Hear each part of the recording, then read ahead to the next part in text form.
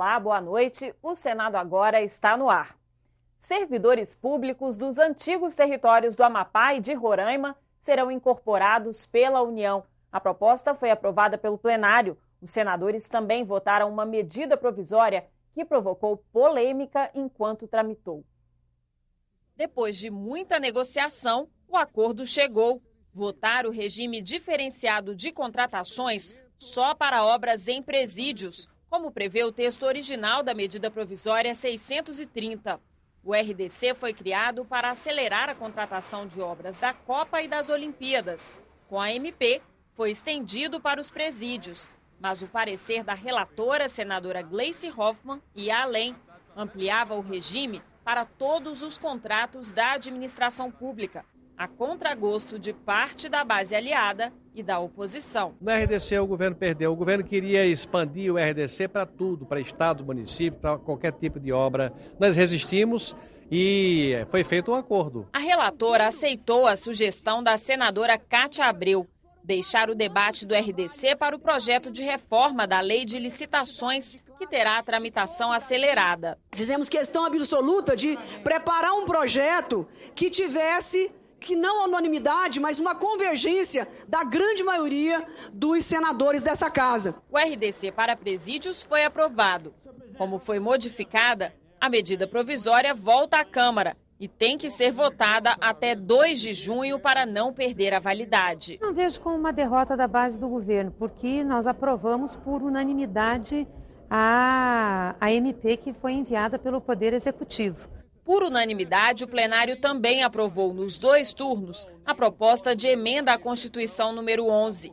A PEC reintegra os funcionários dos antigos territórios do Amapá e de Roraima ao Serviço Público Federal. A aprovação dessa proposta de emenda constitucional faz justiça aos trabalhadores do Amapá e de Roraima que viam este direito ter sido estendido aos trabalhadores de Rondônia.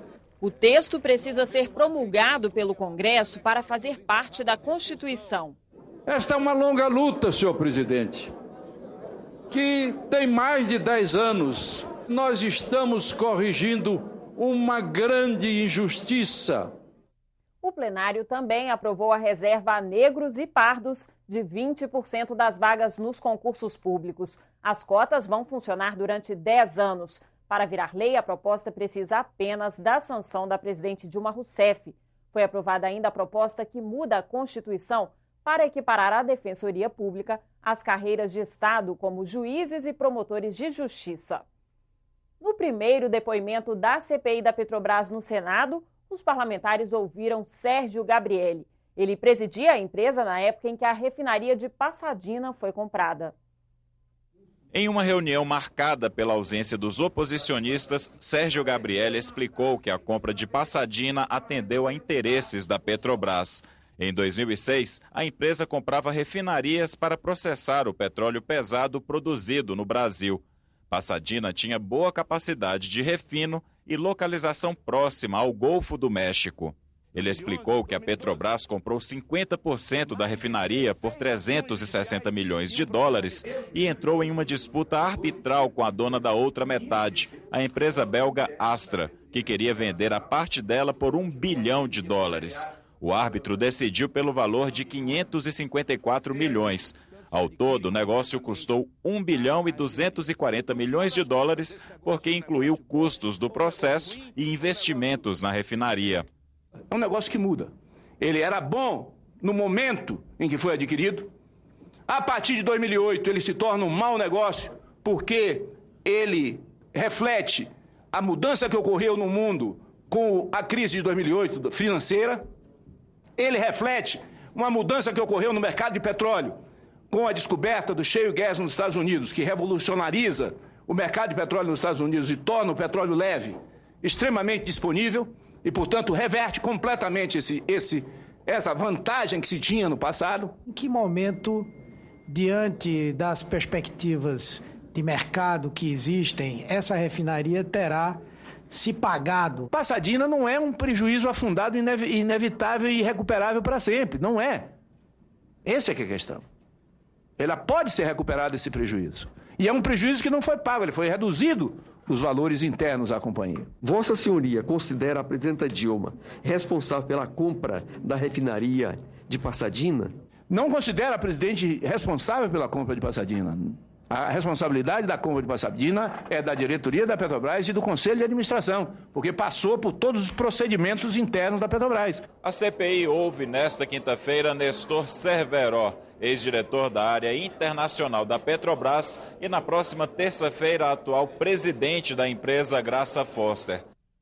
A qualidade do serviço de telefonia móvel no país foi tema de uma audiência pública conjunta das comissões de Defesa do Consumidor, Ciência e Tecnologia e Infraestrutura.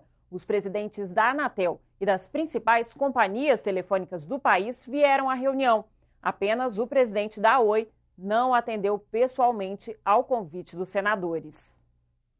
Após destacarem os investimentos em infraestrutura e o grande aumento do número de usuários registrado nos últimos anos, os presidentes da Vivo, da TIM e da Claro ouviram reclamações dos senadores. Aumentar a cobertura e os investimentos necessariamente não significa melhorar a qualidade do serviço. A União Internacional de Telecomunicações, a UIT, ela estabeleceu que o Brasil tinha uma telefonia móvel, uma das mais caras do mundo, com tarifa de 0,71 centavos de dólar, 0,71 dólar por minuto. A UIT se equivocou.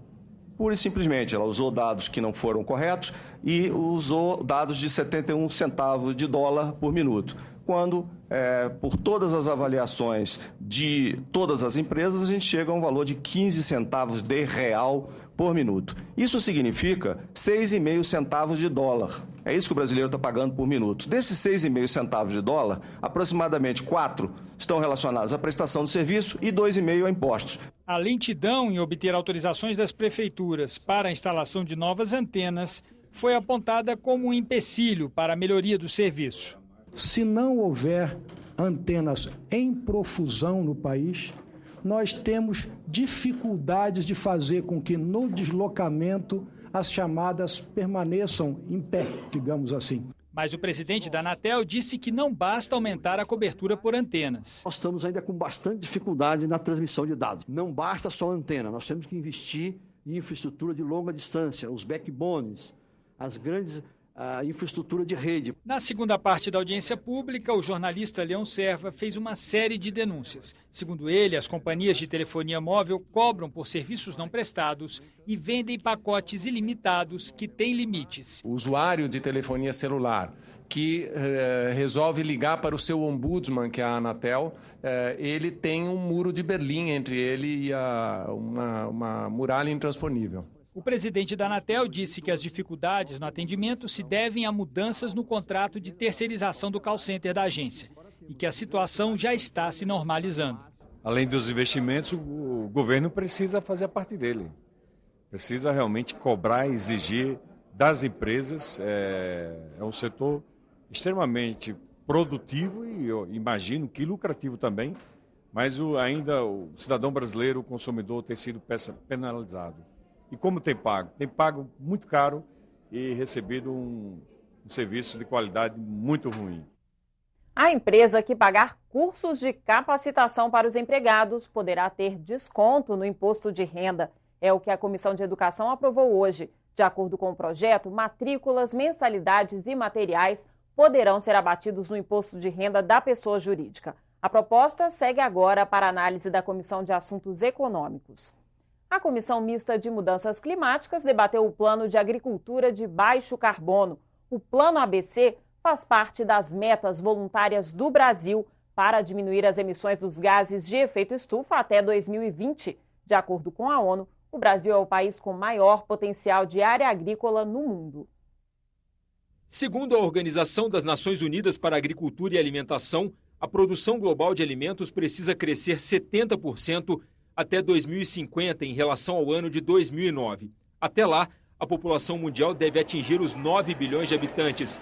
Mas as áreas de plantio não podem se expandir em função das emissões de gases de efeito estufa. Durante a audiência pública, o representante da Embrapa apresentou algumas tecnologias disponíveis para alcançar estas metas. Aqui nós temos os sistemas de integração que são denominados genericamente de ILPF, mas você tem várias formas de integração, você tem a integração lavoura-pecuária e você tem outros sistemas de integração onde entra floresta também no sistema. Então tem a integração pecuária-floresta, lavoura-floresta e a integração lavoura-pecuária-floresta ou agro-silvio-pastoril, que é o sistema mais completo.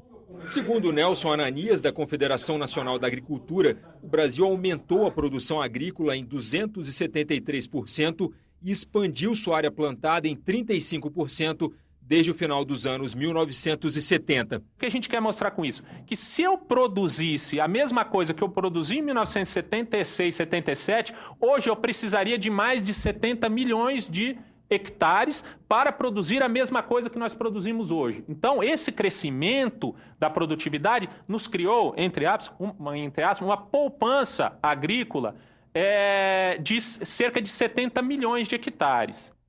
Doenças raras devem ser enfrentadas por uma política nacional. É o que prevê a matéria aprovada hoje na Comissão de Assuntos Econômicos. Doenças raras são as que afetam até 65 pessoas em cada grupo de 100 mil habitantes. Vão fazer parte da política nacional a criação de centros de referência para tratamento, o cadastro dos pacientes e o acesso a remédios. O projeto tem que ser votado agora pela Comissão de Assuntos Sociais.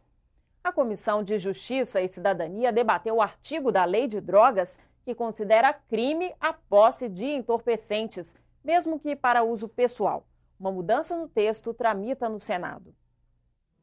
A Lei 11.343, de 2006, também conhecida como a Lei de Drogas, reduziu as penas para quem consome substâncias psicoativas ilegais e aumentou para quem trafica. Mas, de acordo com os críticos da legislação em vigor, ela não estabelece um critério objetivo capaz de separar o usuário do traficante e, em consequência, o número de presos por tráfico de drogas ilícitas, que em 2007 foi de 65.494, subiu para 125.744 em 2011, 60% dos quais réus primários na posse de pequenas quantidades. Em 2011, o Senado Federal implantou uma ferramenta que facilita a participação popular via internet, o portal E-Cidadania. Este ano, nesse portal, mais de 10 mil pessoas assinaram um pedido para que fosse analisada a descriminalização da posse de drogas ilícitas para consumo próprio. A Comissão de Constituição, Justiça e Cidadania, então, convocou uma audiência pública para debater esse tema. A posse de drogas para uso pessoal é conduta que traz perigo tão somente para a própria saúde do indivíduo que a realiza, dizendo respeito, assim, unicamente às suas opções pessoais, à sua intimidade, à sua liberdade. Eu tenho decidido, como juiz, que o artigo 28 da Lei de Drogas é inconstitucional. Juristas, pesquisadores, médicos e representantes da sociedade civil contestaram a redação do artigo 28 da lei em vigor, que criminaliza o porte da droga para uso próprio, ainda que com algumas ressalvas quanto aos possíveis danos para o consumidor. Sem o uso de maconha, a esquizofrenia, a prevalência é 0,6%. Com o uso de esquizofrenia, aumenta para 1,4%. Em termos de saúde pública, para um país com 200 milhões de habitantes, isso é gigantesco. O senador Antônio Carlos Valadares lembrou que a descriminalização deve ser objeto de uma análise mais profunda por parte da comissão. O uso de drogas não ser crime.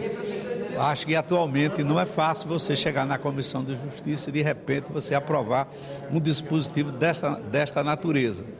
Mas serviu, sem dúvida alguma, este debate para demonstrar que o Brasil precisa avançar e avançar mais ainda em relação a outros países do mundo inteiro. As informações trazidas pelo debate também serão usadas na análise da Sugestão 8 de 2014. Ela propõe regulamentar o uso recreativo, medicinal e industrial da maconha. Foi encaminhada pelo portal E-Cidadania, no site do Senado. Por meio dele, você pode apoiar ou sugerir projetos de lei. Você terá outras notícias a qualquer momento em nossa programação. E nesta quarta-feira, no Senado em Dia. Boa noite.